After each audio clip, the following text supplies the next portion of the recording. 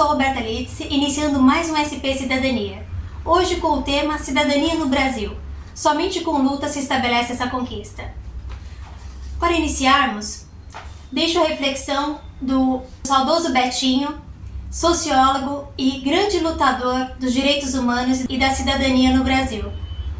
Cidadão é o indivíduo que tem consciência de seus direitos e deveres e participa ativamente de todas as questões da sociedade. Tudo que acontece no mundo acontece comigo, então eu preciso participar das decisões que interferem na minha vida. Um cidadão com sentimento ético forte e consciência de cidadania não deixa passar nada, não abre mão desse poder de participação. A ideia da cidadania ativa é ser alguém que cobra, propõe e pressiona o tempo todo. O cidadão precisa ter consciência de seu poder. Assim, a conquista dos direitos humanos no Brasil ocorre ao longo dos anos com o objetivo de consolidar os direitos civis e sociais, bem como as garantias constitucionais. Temos como exemplo as mulheres, que somente conseguiram votar mediante muitas lutas. Em 1932, pela primeira vez na história do Brasil, as mulheres tiveram direito ao voto, a partir de um decreto do então presidente Getúlio Vargas, o qual concedeu tal direito às mulheres, porém com muitas restrições. Somente em 1946 é que o voto feminino passou a ser obrigatório, ficando assim em total igualdade com o voto masculino.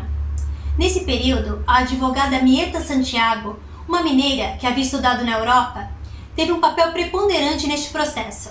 Depois de voltar da Europa, profundamente influenciada pelos ideais de cidadania modernos, Mieta descobriu que o veto ao voto feminino contrariava um artigo da Constituição brasileira de 1891.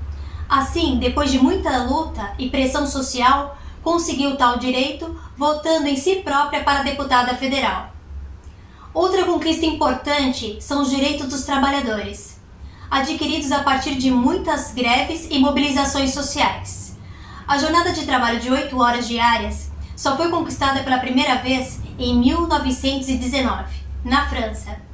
O símbolo dessa luta, historicamente, localiza-se nas manifestações do 1º de maio em todo o mundo.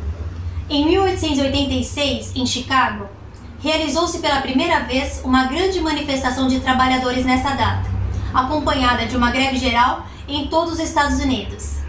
A partir de então, todas as manifestações trabalhistas de reivindicações de direitos eram convocadas nessa mesma data. Em 1919, o Senado francês adotou a jornada de trabalho de 8 horas e proclamou o 1º de maio como feriado nacional. Em 1920, a Rússia também adota a mesma data como feriado nacional e a partir de então, nos anos que se seguiram, diversos outros países seguiram esse mesmo exemplo.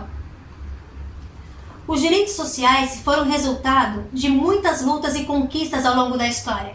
No entanto, a plena igualdade de todos os cidadãos somente foi garantida no século XX, com a Declaração dos Direitos do Homem e do Cidadão de 1789 na França, a qual garantia na Constituição o direito a todos, mas na prática, assim como na democracia grega, excluía grande parte da população. O pensador Jaime Pinsky assim definiu: cidadania é a expressão concreta do exercício da democracia. Assim, a construção da cidadania diz respeito à relação das pessoas com o Estado. Ou seja, ser cidadão é ter uma identidade nacional.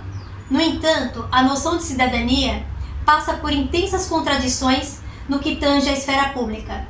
Nem sempre o que já está previsto na Constituição e nas leis é cumprido de forma ampla a todos os cidadãos.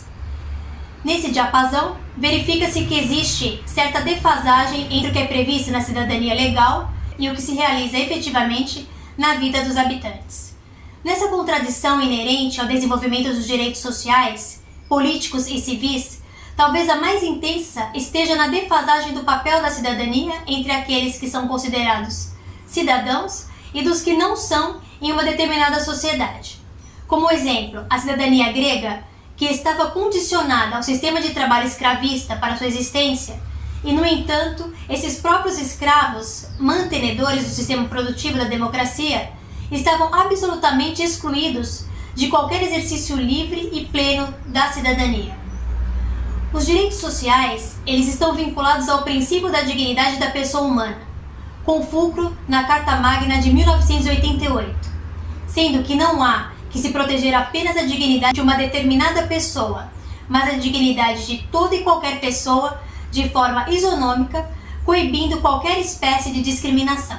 Diante do exposto, podemos ter como conceito de cidadania a vontade de participação política nas decisões sociais para obtenção e garantia de direitos civis, sociais, econômicos e políticos de uma sociedade.